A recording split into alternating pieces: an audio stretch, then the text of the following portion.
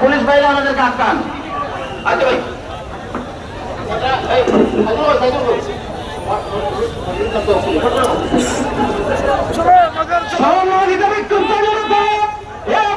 আপনাদের সম্মুখে গুরুত্বপূর্ণ বক্তব্য নিয়েছেন হরিপুর মাদ্রাসার সুনামধন্য রাজিয়া তালিমা জনাব নজরুল ইসলাম পুলিশ সাহেব।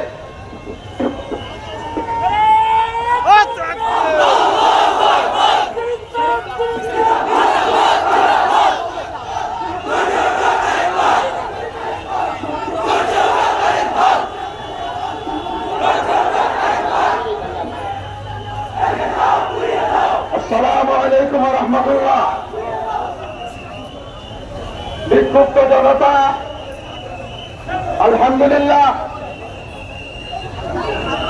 আজকে হযরত শাহ ফরহান রহমতুল্লাহ তাআলা আলাইহি পবিত্র মাজারকে কিছু সংখ্যক দুর্বৃত্ত মজুরি গাঞ্জুরি পবিত্র মাজারকে পবিত্র কালেমা লেপন করে যাচ্ছিল। তৌহিদি জনতা সোচ্চার হয়েছে।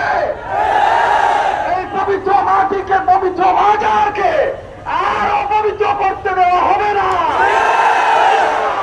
পবিত্র করতে দেওয়া হবে না। হযরত শেখ সাহেব হরিপুরি রহমতুল্লাহ তাআলা আলাইহি বাগেরখাল একটি মাজার রয়েছে, ওখানে পার্সি পুরুষ করতো তারা।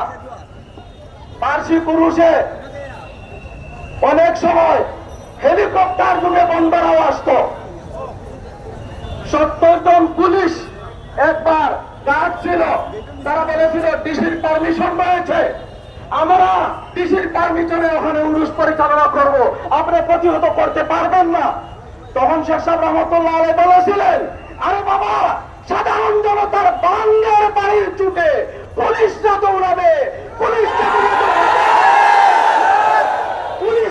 দৌড়াবে, পারমিশন দিকে দৌড়াবে, পুলিশকে দিকে দৌড়াবে, পারমিশন দিকে দৌড়াবে, পুলিশকে দিকে দৌড়াবে, পারমিশন দিকে দৌড়াবে। তৌহিদি জনতার দলের সামনে মজুরিরা হুঁশিয়ার হয়ে যাও। মুমিন হয়ে থাকলে তওবা করে জীবনের জন্য মদ খাওয়া গাঁজা খাওয়া বন্ধ করে দাও। এবার তৌহিদি জনতা সজাগ হয়েছে, আর এখানে মদের আড্ডা চলবে না, চলবে না। নারায়ে তাকবীর, নাসরুম মিনাল্লাহি ওয়া ফাতহুন করিম।